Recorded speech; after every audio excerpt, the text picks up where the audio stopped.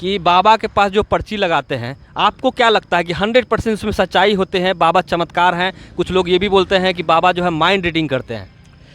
Mind reading करते हैं या नहीं करते हैं ये अलग बात है। ये कोई साइकेट्रिस्ट कह रहा है, माना जा सकता है या नहीं भी माना जा सकता है, लेकिन बाबा स्वयं कहते हैं कि पर्ची मैं नहीं तैयार करता हूँ, पर्ची बालाजी के माध्यम से आती है। उसमें जो लिखा होगा मैं वही बोल सकता हूँ, उससे ना आगे बोलूँगा ना उससे पीछे बोलूँगा। तो वो चीज़ तो खुद स्वीकार करें कि पर्ची वो नहीं बनाते हैं, पर्ची उन्हें बालाजी के मार्गदर्शन में, बालाजी की इच्छा से आती है। तो अब क्या उनका विरोध करने वाले ईश्वर को, बजरंगबली और श्री राम को भी नहीं मान सकते हैं? हाँ, क्योंकि आज जो मंदिर में जाके धार्मिक पाखंड कर रहे हैं वही लोग कोर्ट में भगवान श्री राम की प्रामाणिकता के लिए गए थे, और आज वो खुद को कभी ब्राह्मण बताते हैं, कभी कुछ बताते हैं।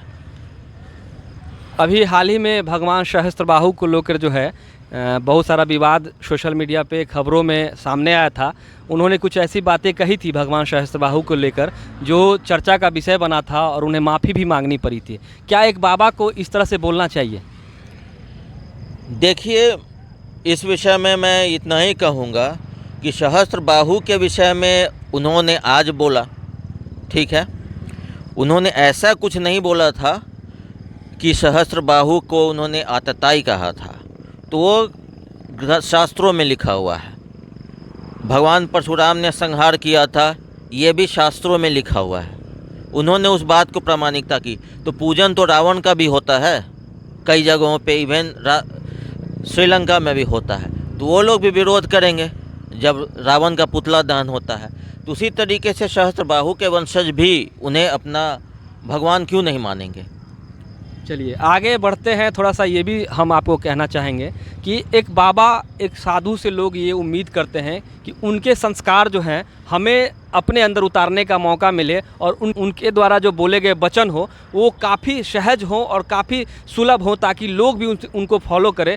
लेकिन कुछ दिन पहले एक वीडियो और वायरल हुआ था जिसमें ईलो ईलू वाली बात जो बाबा की, हम ईलू ईलू वाले बाबा हैं, ये कैसा शोभा देता है क्या किसी बाबा को? कुछ बातें, वो भी एक मनुष्य हैं, हो सकती है कि उनके बोलने में कुछ त्रुटियां हो सकती हैं।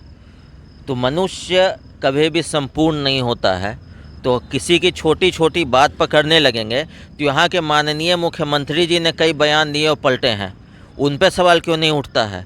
तेजस्वी जी स्वयं कहते हैं कि मैं लालची हूँगा अगर नीतीश कुमार को लाता हूँ। वो वीडियो भी वायरल है और वो भी नीतीश कुमार के साथ हैं। तो इस विषय में क्या कहना है आपको?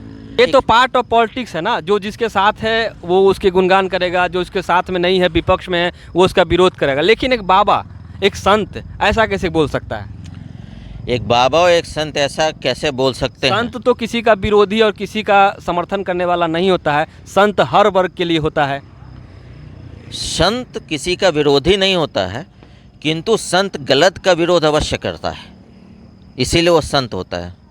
लेकिन ईलू ईलू तो ये तो फिल्मी वाला डायलॉग है। तो मैंने आपको पहले ही कहा कि कोई भी मनुष्य संपूर्ण नहीं होता है। हो सकती है उनकी वाणी में कुछ त्रुटियां हो जाएं कभी। तो उन छोटी छोटी बातों से किसी के पूरे व्यक्तित्व का निर्णय नहीं लिया जा सकता है। उनके अच्छे कार्यों को देखिए, उनके किए जा रहे धार्मिक कार्यों को देखिए, शादियां करवा रहे हैं उसको देखिए, धर्म के बारे में, राष्ट्र के बारे में बात करें। क्या आप उनके राष्ट्रभक्ति पर संदेह करते हैं?